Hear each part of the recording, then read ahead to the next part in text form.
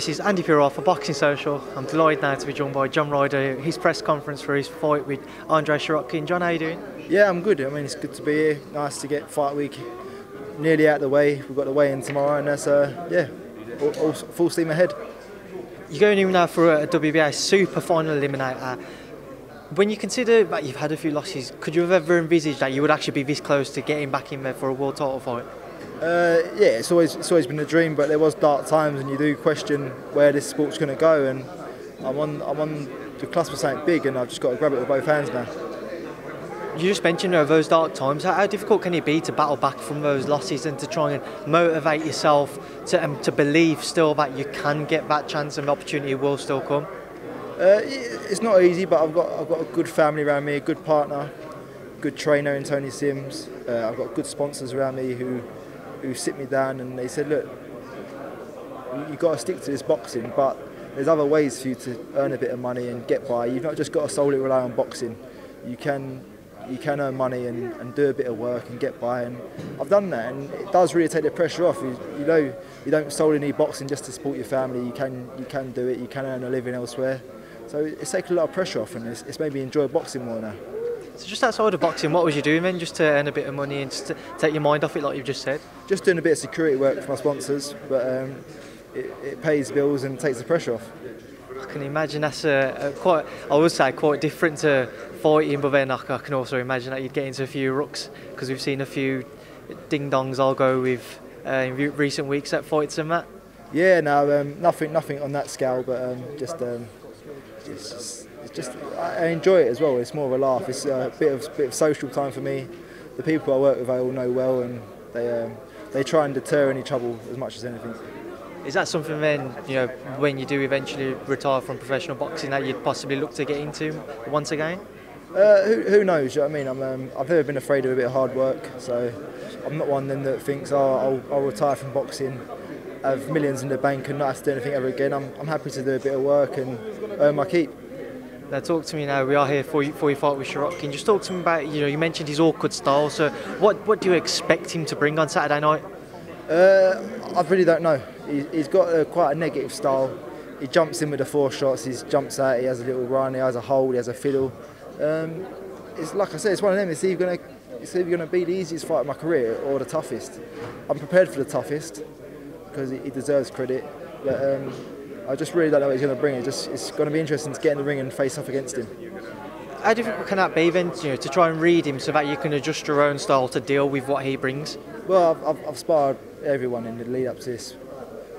6'2" orthodox fighters, 6'2" southpaw fighters, 5'8" orthodox fighters, mix of styles, counter punchers, boxers, fighters. I've sparred every possible style out there to prepare for this fight. So what is your prediction with regards to the fight itself? Do you see it going the distance? Do you see it being a knockout victory?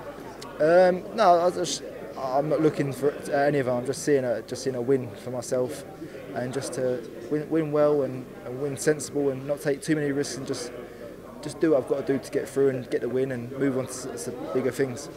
At the same time, having said that, obviously Callum picking up the WBA Super Belt, which you would be mandatory for, do you feel like you need to put in an extra bit of a performance, maybe make a bit of an impression just to show these guys, look, I'm your mandatory and I'm taking this very seriously?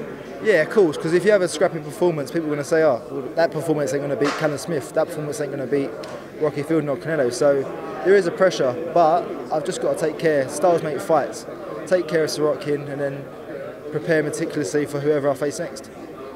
You are the mandatory for Callum Smith if you're victorious. What did you make of his fight with George Groves? Great, faultless really. He boxed hard as well, he was sensible. He took his chances when he had it, and he was victorious.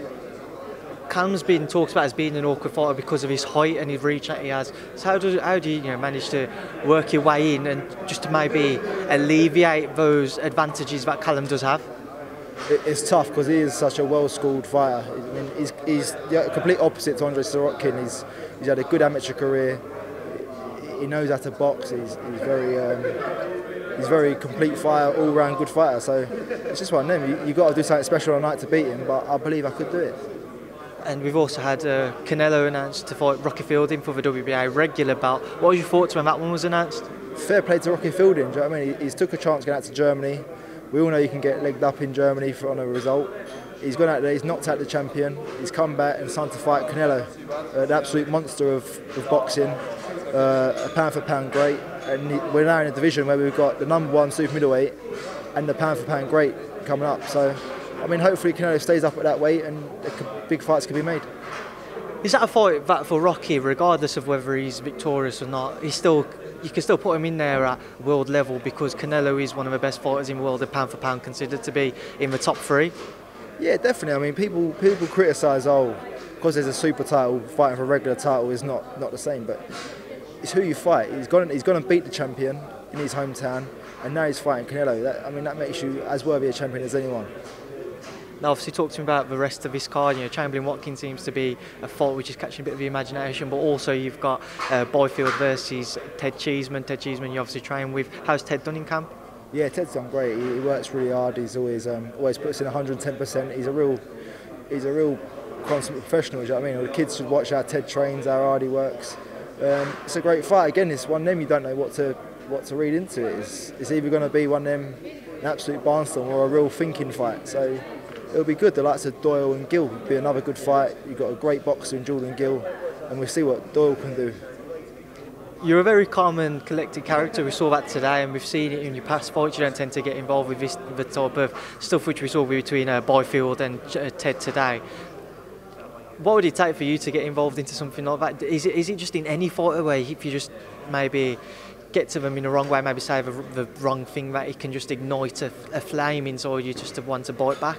No, I'd like to say I'd always keep a calm head. Do you know what I mean? It's, you start letting emotion take over, then you start getting scrappy, and you start tensing up, and you're not your true self. I'd like to just stay relaxed, stay calm, and just box to my best and be nice and loose and relaxed. What did you make of it between Ted and Adesanya there?